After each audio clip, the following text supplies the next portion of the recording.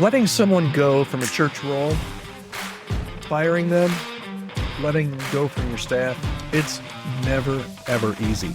But how you handle a staff transition speaks volumes about your leadership, about your culture, about your heart, and about your church. And today on the podcast, we're going to explore what it means to provide a soft landing when it's time for a team member to move on. From communication to care, we're going to unpack the key steps that make all the difference between resentment and redemption when someone needs to depart from your church staff. Hi there, my name's Todd Rhoades, and I am one of the co-founders over at chemistrystaffing.com, and I am your host right here every weekday on the Healthy Church Staff Podcast. The reality of it is, and I don't know of anybody, and I know a lot of people in the church world that love firing people. Letting someone go is never, ever fun.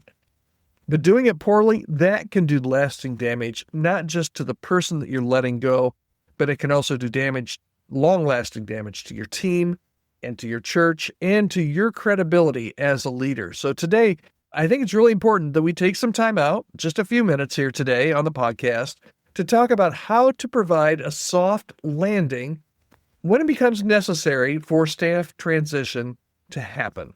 Because hard conversations can still be handled, believe it or not, with kindness. Okay? When it's time to let somebody go, when it's time to firing somebody, I believe I heard Andy Stanley one time call this, when it's time to free somebody's future. Okay? The goal should always be clarity and care. Clarity and care. Those are the goals. When offboarding someone from your team, you need both. You need clarity. This is what's happening. This is why it's happening. And you need care, clarity and care. Care, how it's communicated and what support is going to be offered. Too often, churches pick one or the other. They're either overcaring or they provide a lot of clarity but no care, okay? A lot of times churches will pick one or the other. All clarity, no compassion. That's going to leave some wounds, okay? If you show no compassion, you will leave wounds. I do transition coaching all the time, dealing with a couple of, always when I'm doing this, I deal with people that have maybe all the clarity they need, but no compassion. I also deal with some in my transition coaching that it's all compassion, but no clarity, right? They want to care really well, but there's no clarity on how this thing's going to end, like things like severance and salary and those kind of things. And it just creates confusion when there's all compassion and no clarity. So instead, you need to pick both compassion and clarity, care and clarity, right? A clear, compassionate process will honor the person and it honors the position and will treat you and your team and your church well in the long run. There are some common mistakes. I've seen lots of churches and I've talked to a lot of people that were on a church staff that have been let go, that have had their futures freed, as Andy would say. And I see there are some common mistakes that churches often make. One of the mistakes is churches often delay the conversation too long. They wait too long to have that conversation. Other times, they just make it personal rather than professional. And there may be some personal reasons why a person needs to leave your team, but you can mention those, but you also need to be professional. There are other times when there's no support. There's offering no support or severance whatsoever. It's not caring at all. I've talked to people that have been fired that were called in on a Monday morning or a Friday afternoon and told that you're no longer on the staff and go back to your desk, put your things in a box that we provided, and we will meet you at the door. Turn in your keys. You're done. There's clarity there, right? But there's not a whole lot of care. Okay? Another problem I see that happens a lot of times is when there is either no clarity or no care, there are rumors, because when there's kind of a vacuum, rumors will fill up and they will actually beat out the truth. The truth really doesn't matter because the rumors are already taken root, right? And another mistake is just failing to own the leadership responsibility. Maybe the staff member needs to go, but maybe you need to own up to part of this too as to why it didn't work out.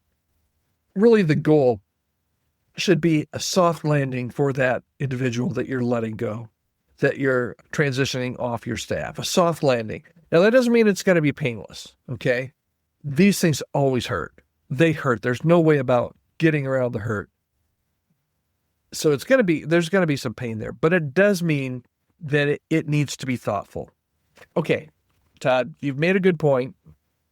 We want there to be care. We want there to be clarity. But what is this soft landing that you speak of? What does this actually look like? Because I've never seen it happen.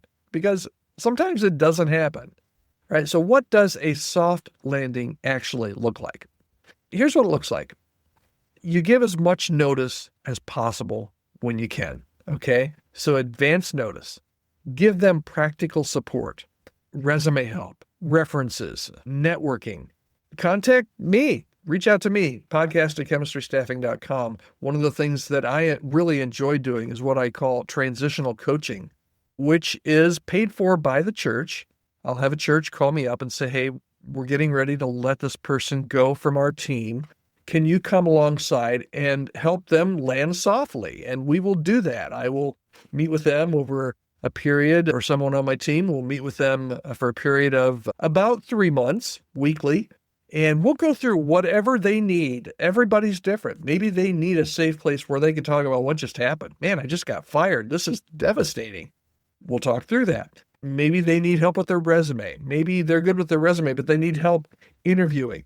Maybe they need help knowing how to get good references or how to answer certain questions. Maybe they need help negotiating their salary. All of those kind of things are just really practical support things that will help the person that's transitioning off of your team land somewhere else. So if you have a time where you need to let go of a staff member, reach out to me and let's have a conversation, because that practical support is really the key to a soft landing. And here's the thing. The moment that you bring somebody in and you tell them that their employment is ending, in a lot of ways, in most ways, you lose the opportunity to offer that practical support because you're no longer their employer. So things are just different as soon as you make that, as soon as you make that conversation known and you make that decision known to the employee, to the team member, it's going to be really hard for you to do the things and say the things that they need to hear in order for them to land well. And then got off on a rabbit trail there, but another thing that's really important is gracious communication to the church. There are people that are going to absolutely hate the fact that this decision was made. There are going to be people, volunteers that work closely with the staff member that you're transitioning, that are going to have tons of questions. So you need to communicate well starting with the people that they worked with the closest. It includes your staff. It includes the volunteers that they worked with. If it's a student pastor, it includes the students that they work with. You need to be really gracious in that communication. And then you need to offer to bless their next season in any way that you can. Sometimes that's severance. Sometimes that's with good recommendations. But you need to try, again, all this kind of going in, giving clarity and care so that they can land softly and land well.